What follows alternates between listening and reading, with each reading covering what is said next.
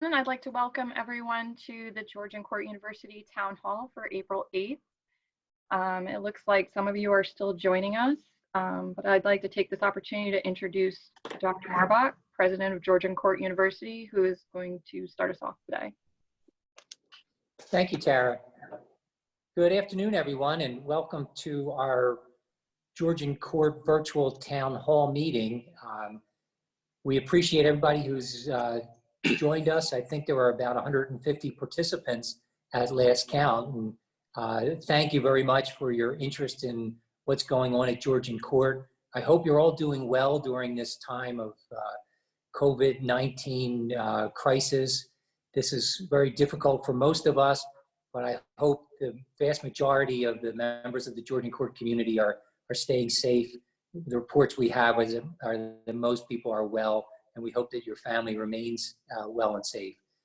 This afternoon, we're going to hear from Paul DuPont, who is our Chief Mission Officer, Provost Janice Warner, Dean Amani Jennings, our brand new CFO, Amy Basio, Chris Kurzak, our Vice President for Enrollment and Retention, and Matt Manford, the Vice President for Institutional Advancement. So with that, I will ask Paul DuPont to lead us in a reflection. Thank you, Joe. We know that at Georgian Court, communal prayer has always been a practice that allows us to experience our oneness in God. Even though we haven't been able to gather for some time, let us now trust in the power of prayer to unite us. God of mercy and compassion, you call us to live in your love and to find in you the peace and consolation we most desire.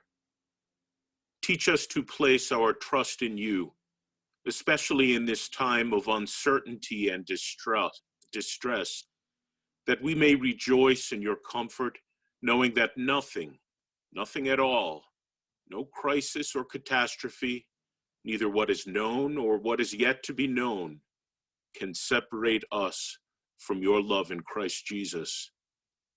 We do not know how long this difficult road stretches before us.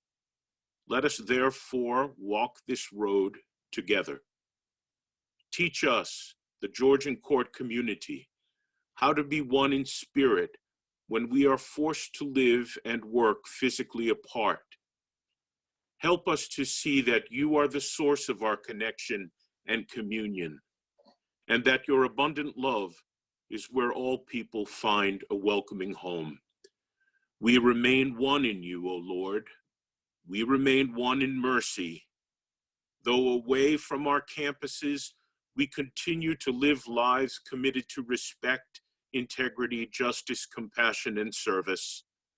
We are still disturbed by the toll of suffering, which remain ongoing areas of critical concern to us, and we continue to respond to your call to build a more just and compassionate world. Amen.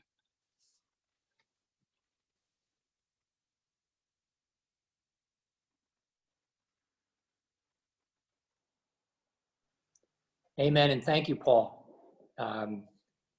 As Paul alluded to, these are difficult times, but I do want to express my appreciation and my admiration to the members of the Georgian Court community and how many members of our community have stepped up to contribute not only to the well-being of our students, but to the well-being of other community members. We have, as many of you know, activated GCU Cares, which was something that was done during Superstorm Sandy, and we're looking to meet the needs of our students and faculty, even staff members through GCU Cares. We've activated the community food bank, which is operating a couple days a week, and you can put orders in online and volunteers will meet you at your car with some of the food stocks that you need. The Angel Fund has provided some funding to students, either to travel or to meet some basic needs, and we appreciate all those who have donated to the Angel Fund. And if you're looking at supporting our students further, donations are greatly appreciated. Beyond that, Georgian Court faculty and staff and students have stepped forward to support the community. We recently donated over 15,000 gloves to the Ocean County Office of Emergency Management for first responders. Our nursing school donated some N95 masks to St. Joseph's Hospital so that nurses and doctors in that facility can be protected against the virus. Verizon is setting up a CAL on campus, that's a cell on wheels, so that they can provide additional support to public safety units, police and fire in Lakewood itself, because as you might imagine, the normal cell towers are being overwhelmed with Wi-Fi use and the like. We've been trying to meet community needs wherever and whenever possible. And I would say that Georgian Court has acquitted itself very well during this time. And I am very much appreciative to all the folks at the community who have stepped forward and are taking care of not only our students, but the broader community itself. I know we have lots of questions. People have sent them in advance, and we'll be taking them as we continue our presentations. Tara and Peter are assisting us with those kinds of questions. And I know a lot of our students are interested in issues of pass-fail and commencement and issues of refunds. At this point, let me turn it over to our provost, Janice Warner, who can answer some of those questions specifically and give you some sense of notion of what we'll be doing moving forward. Janice, it's over to you. Thank you, President Marbach. I want to add my wishes that you are safe and healthy and will remain so or will soon recover. I also want to express sorrow for anyone who has lost a family member or a friend. These have been really trying times, but there have also been many moments that are very uplifting as well. Georgian Court has really risen to the occasion, as Dr. Marbach was saying. And our faculty in particular have made every effort to allow our students to complete their semesters successfully. And I'm really proud of that. We have dance classes online. We have nurses doing their clinicals through simulation. We have online science labs. We have cooperating teachers working with our teacher candidates, all trying to make online education work, not only for higher ed, but for all the many students, young students who are out trying to learn from their homes. So again, thank you all to the faculty who have made that possible. And I want to also thank the students. Thank you for your patience with us as we also learn how to do this. Thank you for taking advantage of the resources offered to you so that you can be successful. And thank you for adjusting to online environment. I know this is not what the students wanted. You wanted to complete your education on campus, but your persistence will be something that you'll be proud of going forward. And this will be something that you'll be talking about for many years to come. Thank you also to all the Georgian Court administration and staff. Your outreach and collaborative problem solving has made it really wonderful to work with you. I know we work really well together when we're on campus, and that just made it easier for us to communicate virtually and address the many issues that have come up. I want to especially thank the members of the Dean's Council and the Provost Council who have worked nonstop on both small and large issues as we've adjusted. And I also wanted to reiterate, remember, if you need help, reach out. There are many people willing and able to help you out. And as Dr. Marbach said, GCU Cares is also ready to help. And now for some of the announcements. So many events are going online along with our classes, including our Academic Excellence Celebration. So students, please take the opportunity to showcase your work by participating. Many honor societies will also be selecting honorees and arranging for online ceremonies. So please watch out for those, participate, and let's celebrate the many achievements our students have made. As Dr. Marbach said, there have been many questions about pass-fail, and I'm pleased to announce that we are going to offer students a pass-fail option for this semester for most courses. So students will have to select which courses will be subject to the pass-fail grading. Details, including deadlines, will be distributed within a few days and definitely right after the Easter break. There are some exceptions for courses in programs that either have licensure or accreditation requirements. There's many, not many, but there's some, so you have to be careful about that. Please read through all the advice that will be sent and communicate with your advisors before choosing the pass-fail option. In a related measure, the course withdrawal date for undergraduate courses in the main session has been extended to April 23rd. It's a little over 2 weeks from when it was. We strongly encourage students to choose the pass-fail option over the course withdrawal, but course withdrawal is a good option if you don't think you can complete the course successfully. So if you think it's very likely you're not going to be able to complete and you would earn an F, choose with course withdrawal or a grade of W. It won't count to the normal limit of 6 W grades that undergraduate students are limited to. In addition, for undergraduates, it will be recorded as a WE, or a withdrawal from class for extenuating circumstances. This pandemic is certainly an extenuating circumstance, so we don't expect you to provide any other rationale. Your withdrawal will just automatically be recorded as a WE. Again, read all the information provided and talk to your advisor before choosing to withdraw from a class. And that will be available very shortly. Finally, the next biggest question we heard was about commencement. And we spent a lot of time talking to many stakeholders about commencement. We offered a survey for the graduating students, and we also read carefully the petition that was completed by many students. So I want to announce that the 2020 commencement ceremony is postponed. We know we will not be able to have a live commencement on May 20th. And at this point, it's not clear when large gatherings will be allowed. What we will do is to have a virtual celebration on May 20th for all people who have been approved to participate in the May ceremony.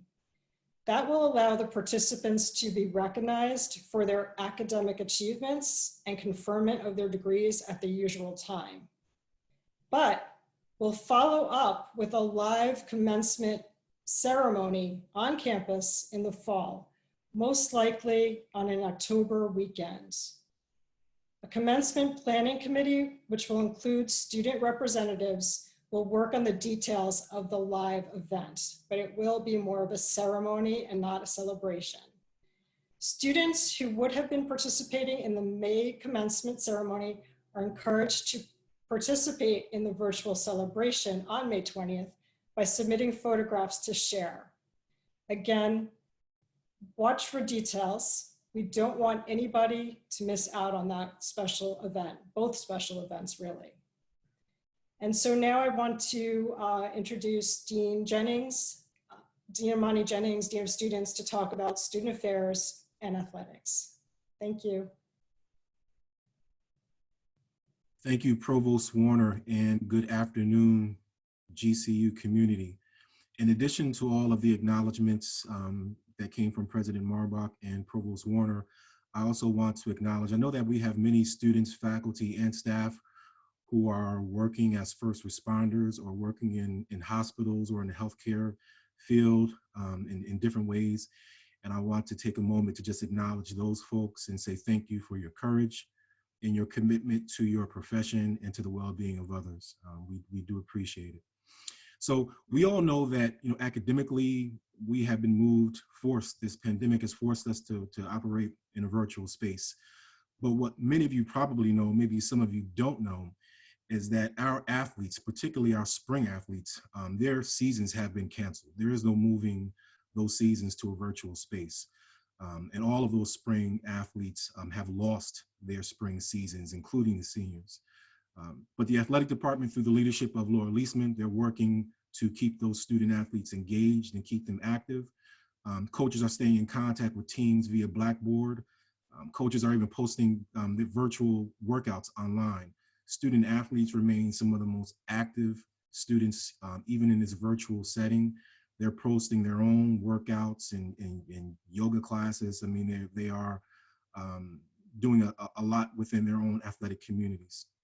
Coaches and the athletic administration team remain available for questions or concerns.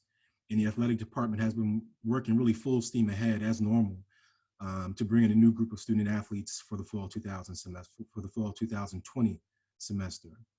In addition, student government, under the direction of President Brianna Griffin, they've been meeting with student governments from other institutions around the state, as they're all, as student leaders, trying to grapple with this crisis. And there will be communication from your student government president later this week.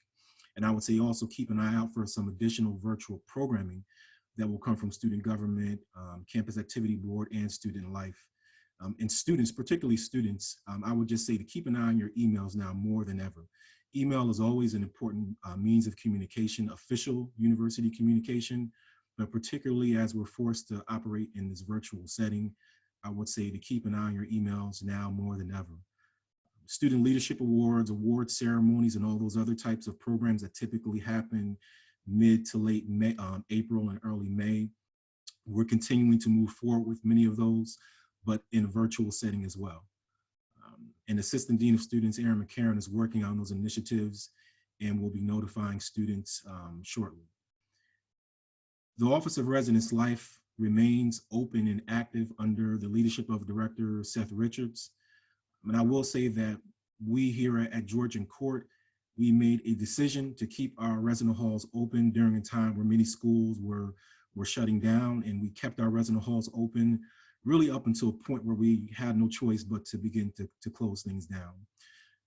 But at this point, we still continue to serve about 40 resident students who are simply not in a position to return home. I'd also like to say that dining services, thanks to Nancy Barberi, the director, continues to serve breakfast, lunch, and dinner in late hours for those students. In addition to that, there may come a time where the county or state calls upon Georgian Court to provide our resident halls for emergency housing for first responders, doctors, nurses who cannot go home, or possibly as emergency hospital space if the situation in the state or in our area gets a little worse. And I will say that as an institution, we are poised to answer that call should it come. As President Marbach mentioned earlier, the GCU Food Pantry, quarterbacked by Jeff Schaefer, is available Monday, Wednesday, and Friday from 11 to 1 and 6 to 8. And then again on Sunday from 6 to 8. Again, that's Monday, Wednesday, Friday, 11 to 1 and 6 to 8. And then on Sunday from 6 to 8. And this is available to not just resident students, but also commuters. You should have already received an email from Jeff Schaefer, and I will make sure that the email goes out again after this meeting here. And there's an online form that you pick out what you want, and then you can come onto campus once you've made those arrangements, and someone will bring those items to your car. And again, the food pantry is available to resident students and to commuter students. So that's extremely important to know. And if there's anyone who's interested in making donations to the food pantry, you can contact Jeff Schaefer at his Georgian Court email. And thanks to a dedicated group of nurses and counselors who are led by Dr. Robin Solbach, our health services and our counseling center also continue to serve students during this time. Health services remains open and available. Students can call at extension 2756 for questions, or email at healthservices@georgian.edu. There are on-campus office hours still available in health services from 10 to 2 on Wednesdays, but they're asking that you call before you come. Again, just like in a hospital, or particularly at a doctor's office, they're trying to contain the amount of people who come into the space. So again, don't just come on that Wednesday from 10 to 2. Please call first to make an appointment. Our counselors are also still available for students who are in need. You can contact the Counseling Center at 2680. All sessions are available through the phone, though, during this time. There are no in-person sessions. And again, counseling can be reached at extension 2680. Office of Student Success, under the leadership of Kathleen Booty, they've been working hard to provide a ton of resources spanning from academic support, online tutoring, laptop loaners, and resources for free Wi-Fi and Wi-Fi at a reduced cost. Student Success also manages the Angel Fund, as President Marbach mentioned, which can provide financial assistance for students in need. I would check your emails, because I know you've been receiving a lot of emails from a lot of different groups during this time, but continue to check your emails. Or you can also go to the Georgian Court website and simply search for GCU Cares, and that will give you access to request some of the services like the Angel Fund that are managed, again, through Student Success. Our TRIO office under Danielle Lamb, EOF under Dr. Joy Smith, continue to work closely with their student populations. Those offices remain open and remain available to students who may have questions. Global Education, again, continues to remain in constant communication with our international students. And I should mention also that Laura Grodwald, who is the director of Global Education, worked extremely hard during the onset of this pandemic to make sure that our students who were studying abroad were taken care of. We remained in constant communication with them, and we were able to make sure that they were able to travel safely to wherever they were looking to go during that time. And then lastly, Career Services under the direction of Seal O'Callahan remains also available to students. I know for seniors and juniors, this is a really unique job market right now, and Career Services is going to be putting on some programming. And again, they remain open for guidance and mentorship during this unique job market that our students are faced with at this time. So I can be reached if anyone has any questions about anything. I know you've been receiving emails from me, and I really don't mean to inundate your inbox, but I'm available for any questions at ajennings@georgian.edu. And thanks for your time. Go Lions. And I will now pass it on to our Chief Financial Officer, Ms. Amy Basio. Good afternoon, and thank you, Dean Jennings. As President Marbach said, I'm relatively new to the university. This is my second week here, and I'm getting to know many of you very quickly as we forge through these daily challenges. Just for a quick recap, I would like to tell you what the Division of Administration and Finance is comprised of. So it's accounts payable, the bookstore, dining services, facilities, finance and budgeting, student accounts, financial aid, human resources, IT, mailroom, purchasing, and last but not least, campus safety. So let me start with the topics that impact our students. Student billing. For room and board charges, the university will be providing a credit on each student's bill up to a maximum of 6 weeks. Each student's credit amount is based on move-out information that we have received from Residence Life. This credit will be first applied to any unpaid balances on a student's bill. An adjustment to the institutional financial aid may be necessary to account for this room and board credit. Other potential credits to students on your bill may be for any unused dining dollars that are on your ID card, and or a credit of $40 for those who have paid parking permits for the spring semester. Your adjusted bill will be available by May 15th. Dean Jennings spoke about dining, the bookstore. The bookstore's hours have been modified to Monday, Wednesday, and Friday from 10 until 2 p.m. But you can still purchase diploma frames, books, sweatshirts, and the like online. So there shouldn't be any disruption of service from that aspect. Additionally, and I'm quite thankful that we've been able to continue to pay student workers both through the Federal Work Study Program and through GCU funding, even though the students are not performing services on campus. In other areas of the division, we're handling the day-to-day work through a combination of staff working on campus as well as online. Each office is responding to emails and voicemail messages. And the contact for each department, if you need it, is on each department's individual website. Human Resources recently released an employee self-isolation and quarantine policy, and that should be in your email as of yesterday, I believe. And they continue to send emails on how to cope with stress. And I suggest sincerely that you take a look at the emails. There's some great suggestions there. The IT help desk is operating on a regular schedule from 8 a.m. to 5 p.m.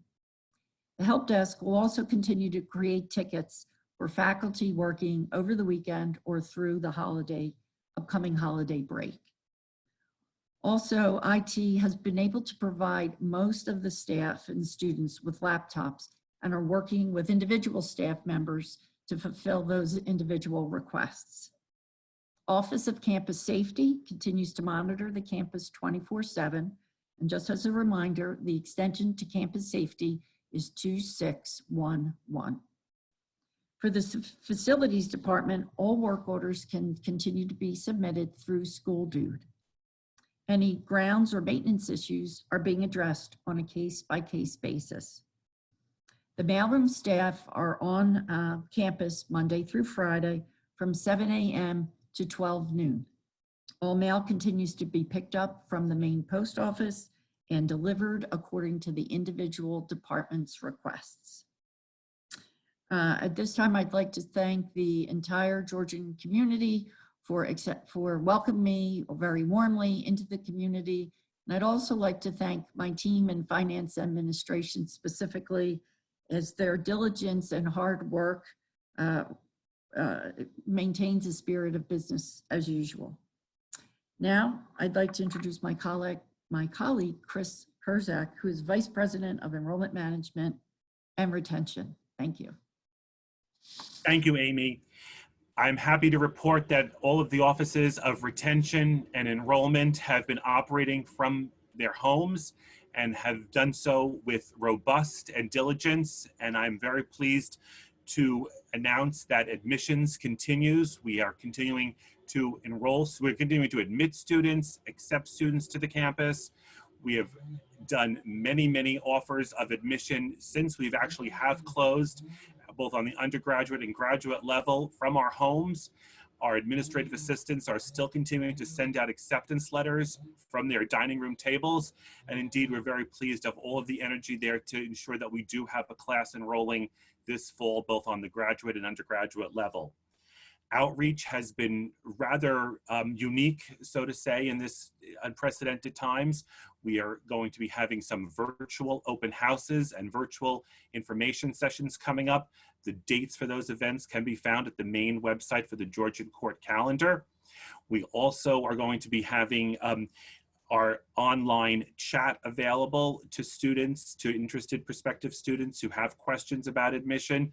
And so the admission counselors have also been evaluating files and, of course, making those ever important decisions of admission. The SAT and the ACT tests have recently been canceled for the last couple of months and moving forward.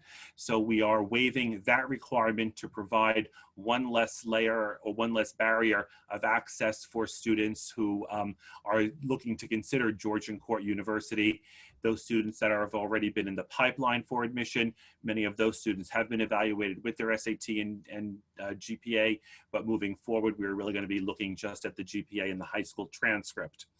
We have admission counselors, athletic coaches, faculty from other divisions, and our incredible staff reaching out to our admitted students to speak to them about any situations, about academic programs that we have. And we do look forward to having many of our faculty participating in our upcoming virtual open house and our information sessions.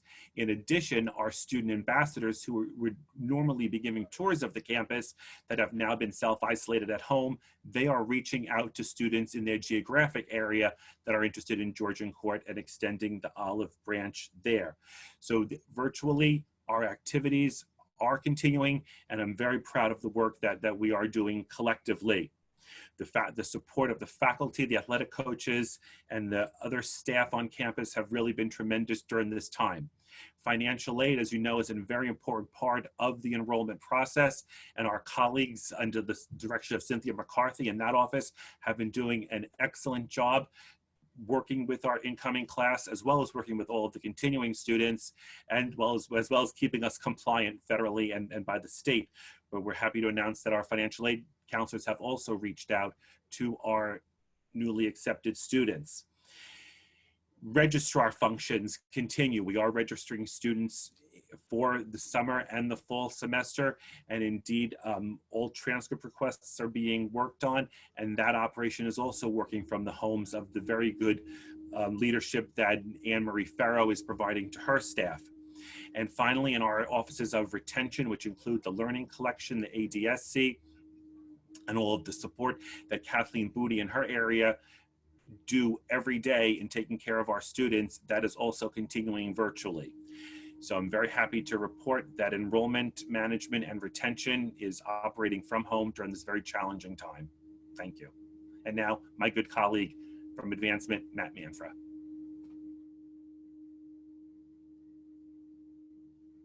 Thank you, Chris. I join you and my colleagues in hoping that folks who are logged in right now, hoping that all of you, your families and loved ones are safe and are healthy. I want to begin by specifically thanking the many students, alumni, faculty, staff, and friends who have supported GCU, particularly those who have made gifts and who have made outreach over the past few weeks when we first started sharing information about how COVID-19 is impacting our campus. It's times like this when we're most grateful to those who have the ability to support GCU and do so. On behalf of my dedicated colleagues, thank you. Our university fundraising focus continues to be on what we can do to support our students during this uncertain time. Our highlighted fund, as you've heard today, is the GCU Angel Fund, the emergency fund that allows students to receive much needed support for unexpected circumstances. These can range from the cost of transportation to bring them home, medical expenses, computer equipment, and even cell phone chargers. The Office of Institutional Advancement continues to bring awareness to the importance of this fund through email and social media, and we will amplify our efforts in the coming days and weeks with videos, direct mail, and a crowdfunding site. We encourage you to stay connected to us via social media for updates and news. And for those who are looking to support the Angel Fund, gifts can be made at any time at georgian.edu. Our messaging to alumni continues through our monthly Court Catch-Up newsletter, which is in an e-newsletter format. Alumni and friends have also received weekly inspirational messages during the Lenten season. Unfortunately, this pandemic has forced us to cancel or postpone events as well.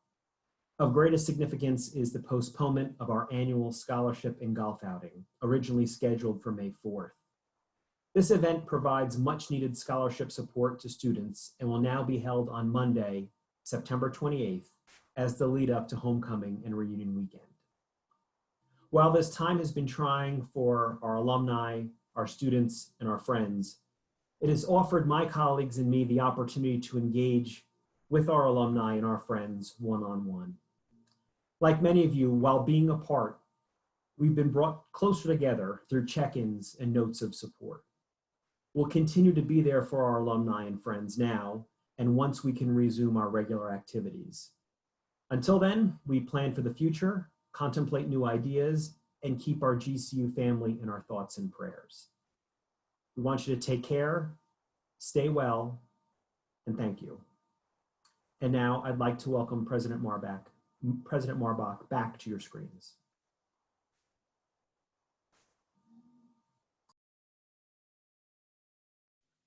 Thank you, Matt. At this point, we are looking forward to answering the questions that you have for us. I know a couple have come in live, one with regard to summer classes, but we've had others generally regarding the pass-fail option that that Provost Warner has outlined and commencement. There may be some others that have come in. And at this point, Tara Strickland is going to quarterback us and play as our host. So Tara, I turn it over to you to direct the questions. And thank you so much for submitting your questions ahead of time. I think that some of them may have already been answered, but for the most frequent questions, we're going to go over those again so that everyone who may have joined us late will get the benefit of those questions. And my first question goes out to Dr. Marbach. Is there a plan for next semester if New Jersey or the country as a whole still remains under a stay-at-home order? If that becomes the reality, and again, we don't know what likely will happen, although the most recent information that I saw had a prediction of some kind of return to normal as early as possibly the first or second week of June, provided we all observe social distancing and remain diligent in reducing our contact with one another. If, however, there's a second or third wave of the pandemic, we'll take appropriate actions. And if we do need to go back to an online semester, we'll do that as needed. But right now, our plan is that September should bring us back to face-to-face classes and operations as normal or as close to normal as possible. Great, thank you. Our next question is, how will you be ensuring the safety of students going forward when we do resume face-to-face classes? Well, we will continue to keep our facilities clean. They're being cleaned on a regular basis. We will deep clean any contaminated space on campus. We've had a concern early on that it may have affected our library, and so we immediately dispatched a third party to come in and professionally clean the library. It is completely germ-free at this point. We've shut it down. It's not had any real human interaction. So we're making sure that in terms of exposure to the virus, our facilities on campus have had a deep cleaning, and we'll do that in the residence halls as well moving forward. We'll also keep an eye on testing that goes on, and that, as that becomes widespread, encourage our faculty, staff, and students to be tested as needed. And then hopefully we will have a vaccine at that point, and also encourage our students to take that. But we're taking all the steps that the CDC recommends an institution take before it opens its doors. Okay, and I believe that our new CFO, Amy, touched on this, but have we implemented any new health policies or procedures at this point? Well, we've got the policies and procedures of stay at home, and we're working from home. So the vast majority of the employees at the university are working from home, those who can. We do have some very brave individuals in housekeeping and in facilities and in safety who are here on campus, ensuring the well-being of our students. We also have folks in dining services through Chartwells who have been in every day to ensure that the nutritional needs of the staff that are on campus and that the students is taken care of. So we're really following the guidelines coming out of the Centers for Disease Control and the New Jersey Department of Health. And I believe you also touched on this earlier with a couple of our initiatives, including GCU, well, GCU Cares is for our own students, but can you share how GCU is providing support, messaging, or otherwise to the local Lakewood community? Well, we've as I said, donated some personal protective equipment, PPE, to the Ocean County Office of Emergency Management. So over 15,000 gloves were distributed, which will be used by first responders and in some cases hospitals. I mentioned that our nursing department was able to transfer about 3 dozen N95 masks to St. Joseph's Hospital so that the nurses and doctors there are protected from the virus. We have Verizon that's setting up the cell on wheels so that the first responders in the community have clean communication lines that the cell will provide. So we're assisting there. I've reached out to leadership in the community to express Georgian Court's willingness to assist in whatever ways possible. But we also recognize that Lakewood itself is a hotspot for COVID-19. And as a result, we've taken measures to protect our students, faculty, and staff. We have closed access to campus except through the main gate so that we can control who enters campus and who leaves campus in that regard, so that we don't have neighbors just wandering through campus. We all know how beautiful the grounds are and it attracts lots of visitors, but this is just not the time to host visitors. So we've restricted access to campus through the main gate, again, to ensure the safety of our students, faculty, and staff that are on campus in a limited capacity. And I have one more final question for you, Dr. Marbach. Are there any initiatives to show support to our own students and staff who are healthcare workers and other essential workers? Well, we've been reaching out with them, and we've worked especially with our nursing faculty to ensure that in some cases when we can have clinicals, our nursing students are engaged in that and that they're being protected. We want to make sure that student safety is our top priority. So we are insistent that any safety protocols are being applied and followed by our students if they are in any circumstances where they might be exposed. Our student nurses originally were helping with some of the testing that was going on at Ocean County Community College. I understand that that's now been discontinued out of an abundance of caution for the safety of those students. So we're following the health guidelines that have been laid out by the Department of Health for the state of New Jersey and as I said, the Centers for Disease Control. We're following the guidelines to ensure that their safety is utmost priority. Okay, I'm just going to follow up with that question. I'm going to reach out to Gail Towns, who's also on our panel today. She's the Executive Director of Marketing Communications, who's going to share a little bit more about how we're recognizing people who are giving their all during this pandemic. Thank you, Tara. Hi, everybody. There are more than 170 people still listening. So I am counting on all 171 of you to help tell the GCU story and to help others understand #WhyGCU. This is an extraordinary time in history, but as has been in the past, Georgian Court rises to do what needs to be done.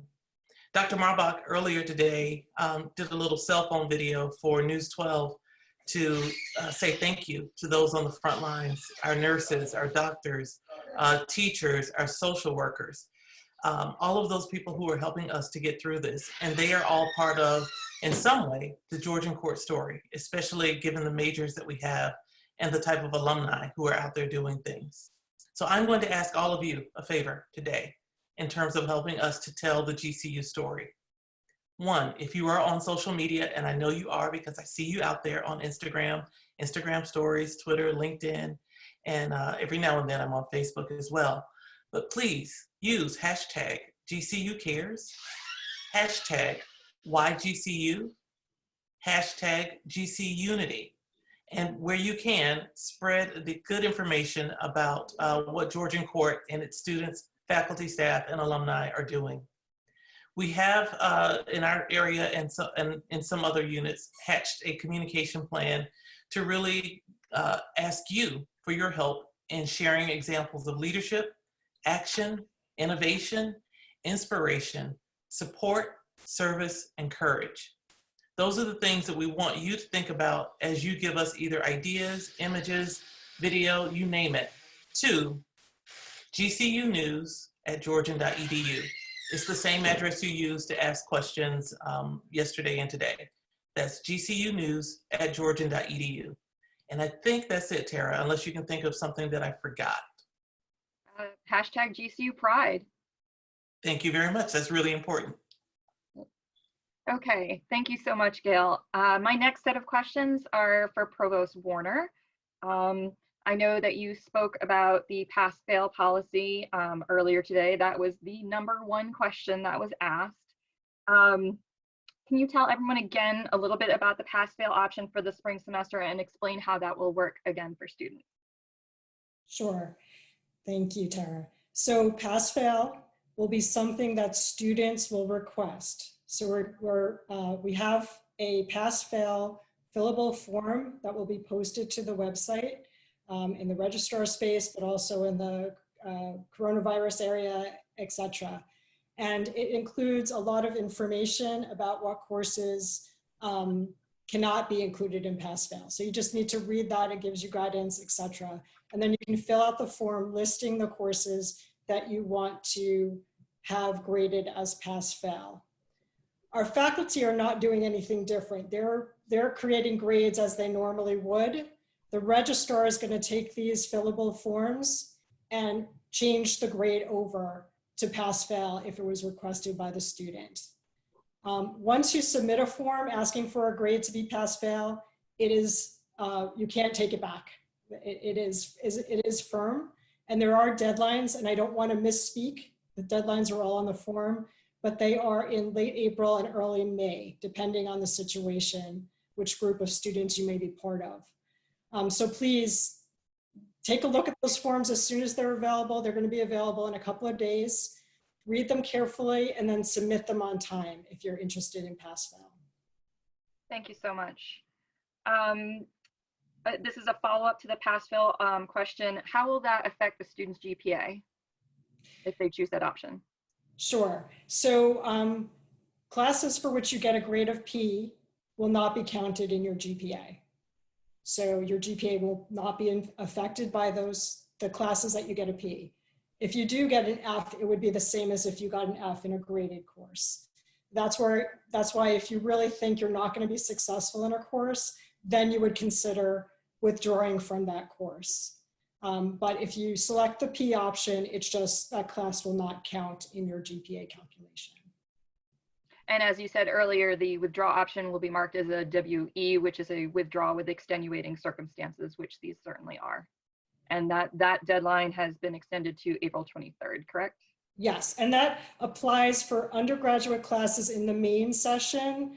WEs are not something we offer in grad program, and the grad withdrawal date is much later anyway. So again, look at all the dates, have everything ready so that when it's time to make the decision, you know when you have to do it. Okay, I have one last question about pass-fail, and that's whether scholarships or other financial aid will be affected if they opt for that pass-fail option. My understanding is that pass-fail will not do anything to impact your scholarships and financial aid. I believe if Amy wants to weigh in on that, but that's our understanding. We don't want to do anything that would impact a student's ability to complete the semester. Thank you.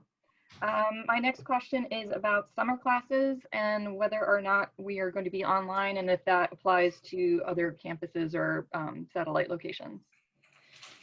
Thank you. So we had a faculty meeting yesterday, and this question was something that was discussed. In general, our guidance to our program directors and our department chairs is that for summer 1, change the classes all to online, and they are generally doing that. For summer session 2, they are most likely going to do that as well, but that firm decision hasn't been made yet. Great, thank you so much. The second most talked about topic was, of course, commencement. Obviously, there was a huge Change.org petition to make sure that we had some kind of in-person celebration. And we had many questions from parents and students and faculty about what that's going to look like. Well, we know that from your earlier remarks that not all of the details have been decided yet. Could you reiterate the new plans for commencement 2020? Sure. Well, so first of all, I wanted to really thank everyone who did participate in our survey in particular. The responses were really thoughtful, and that was, the survey was purposely created to allow for people to be specific about what they were really looking for in a commencement celebration. And so we read all of that very carefully, and it was a very deliberate decision that we made. But just to reiterate what I said before, we're going to have a virtual celebration on May 20th, just because we feel like we need to commemorate that day itself. It'll be a pretty simple celebration, and then it will be followed up by a commencement ceremony in person on campus, assuming everything turns out okay. And that's planned most likely for October on a weekend. And the details of that will be done in coordination with a commencement committee, which will include student input. Great. How will these new commencement plans accommodate students who live farther away or enrolled elsewhere in graduate programs in the fall? Yes, and that was always something that we very much worried about, that once people were completed their programs and were not, on campus or coming to campus, they really wouldn't be able to come back. And so that was why, one of the top ideas initially was to have a virtual ceremony on the 20th. But we understand that didn't quite feel right. And that's why we want to have something on that date, but not a ceremony. So unfortunately, we're not going to be able to accommodate everybody's situations. And that's really unfortunate. I mean, it's sad for all of us that we couldn't have our graduation as planned on the 20th. But we're hoping that we'll be able to accommodate as many people as possible by having it on a weekend, by having the date set out at least a couple of months in advance. That's our goal. And by letting you know now that this is our plan. Is there a plan in place yet for graduates to receive their commencement attire? Will they be able to receive it before the virtual ceremony? So we're not sure it's going to get to you in time for the virtual ceremony. There's a very good chance, especially if you had already RSVP'd and ordered your regalia. If you haven't, it's less likely, but we really can't guarantee any of that. We are already working on it. So we're already working on plans to get it out to you. But given the general situation of the world right now, we really can't guarantee that. So any photos that get submitted for the virtual celebration do not have to use academic attire, but we're going to try to get it out to you if it's at all possible. You mentioned earlier the survey that went out to the class of 2020 asking about commencement. Can you talk a little bit about how many students responded to the survey and what the results of that survey were? Sure. So almost 200 students replied to that survey out of about approximately 700 who qualified to participate. So that's a pretty good response rate. And again, because of the way the survey was done, it mainly had lots of comment space for you to actually really specify what you're looking for. And the main theme is we don't want something virtual, we need something in person. And we really, the most important part of the ceremony is to walk across the stage and really be recognized. And so that's why we've come to this accommodation of having something just to recognize students on May 20th, but then having that opportunity to participate in a traditional ceremony later in the fall. The survey mentioned hosting celebratory events in smaller groups by major in the fall, and someone had asked whether it was possible for the commencement to be set up that way. Yeah, so that was, just a part of a list of things that we could potentially do. Right now, the plans are to host a traditional commencement ceremony. So that's probably not going to happen, but our faculty do participate in our commencement ceremonies, so they will be there. And we'll see as the committee looks at the details, we'll see what else could happen. But right now, the plan is a traditional commencement ceremony because that is what the majority of students wanted. Great, thank you so much, Janice. I really appreciate all your answers to these questions, and I'm sure the students do as well. Now I'd like to turn it over to Dean Jennings, who I have a few questions for him that came in. Sure, I'm ready. I had a question come in about, and you did touch on this earlier, but about the banquets that we normally have at the end of the year in April and May.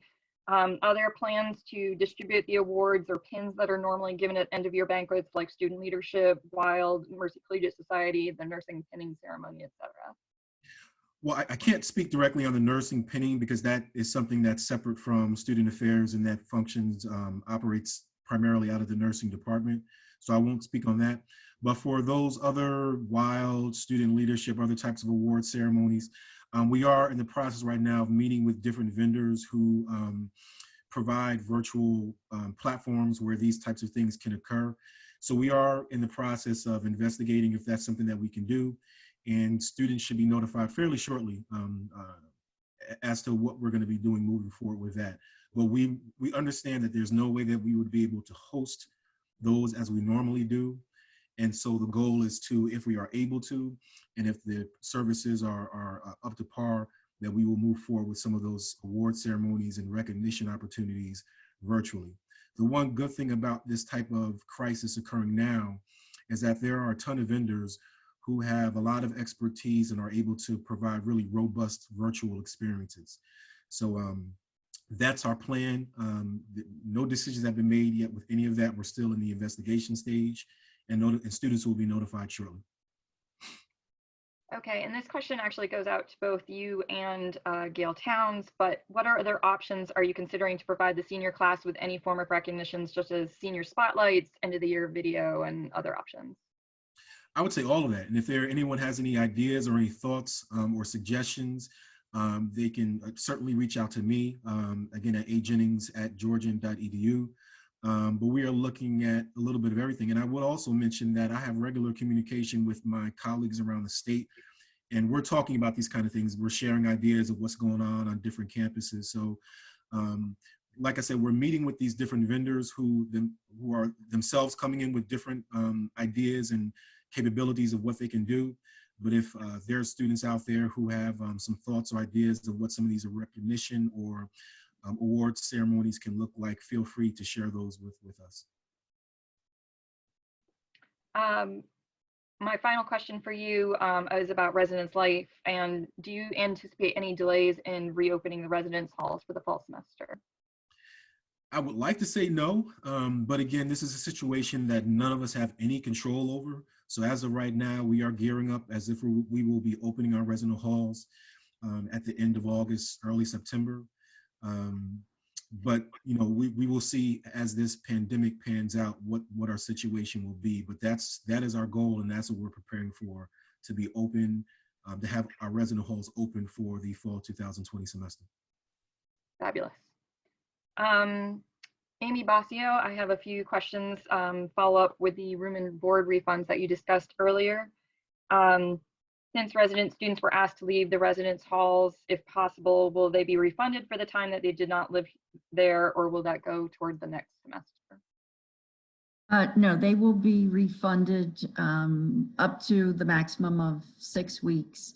And once the credit is applied to the bill, then after any other adjustments, then they will receive a check for that difference. And if you look on the billing website, you'll be able to see what that amount is on May 15th. So some refunds may be larger than others, just depending on the number of weeks that you were here on campus, whether you have dining dollars, whether you had a parking permit. So there's not going to be one flat amount for everyone. It really depends on the majority of the dollars depend on how long you resided on campus. My next question, if students are unable to return home during the summer, and I'm thinking specifically about our international students, and they need to use the residence halls because of the pandemic, are they going to be charged?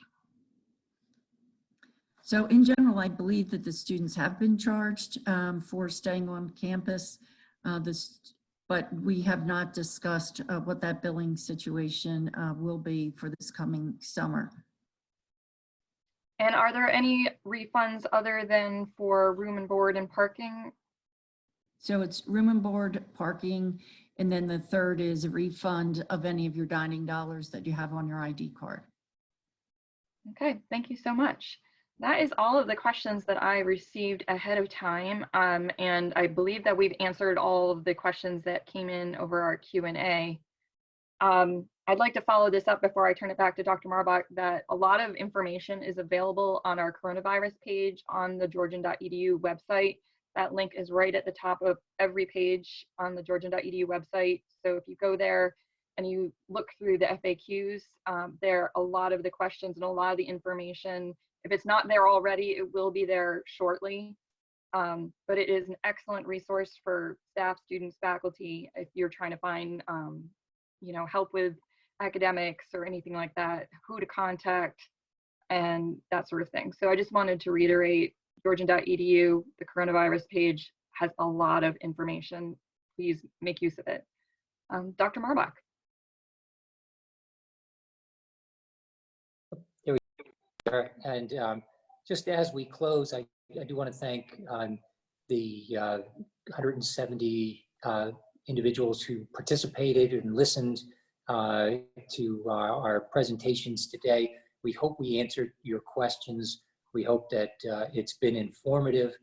I do hope that everyone stays well and stays safe and stays at home for the most part. We wish you a happy Easter at this time as we come to what is the most holy day in the Christian calendar, this week of Holy Week and upcoming Easter. And I would just close by asking Paul DuPont for maybe a brief closing reflection as we bring this program to an end. But again, thank you all. Stay safe, stay strong, and go Lions. Thank you, Dr. Marbach. Let us pray. May God give each of us Easter vision, able to perceive in death life, in guilt, forgiveness, in separation, unity, in wounds, glory, in the human, God, in God, the human, and in the I, the you. Happy Easter, Georgian Court family. Thank you everyone who joined us today. We really appreciate it and we look forward to seeing you again soon.